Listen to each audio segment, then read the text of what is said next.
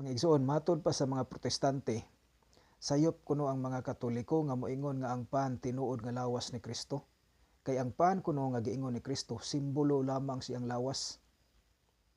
Nian tubag igsoon, ang pan nga among gikalawat dili simbolo.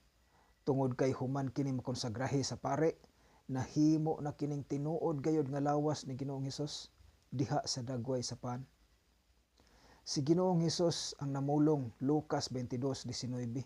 Maingon siya, mao kini ang akong lawas. Busa ang pan tinuod gayud nga nahimong lawas ni Ginoong Hesus.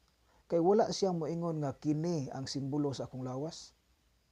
Busa kami nga iyang mga katawhan mituo ug among gitudlo nga ang pan nga among gikalawat lawas gayud ni Ginoong Hesus. Sa ebanghelyo nga gisulat ni San Juan, atong mabasa ang gitudlo sa Ginoo. Juan 6:50-51. Ako ang pan nga gikan sa langit, nga naghatag sa kinabuhi.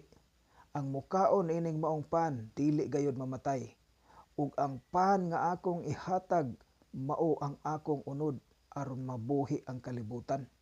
See? Sa ebanghelyo gihapon ni San Juan, atong mabasa ang gitudlo ni Ginoong Hesus. Juan 14:6. Ako ang dalan, ang kinabuhi ug ang kamatuoran. Busa walay duha-duha, ang among gikalawat lawas gayud ni Ginoong Hesus.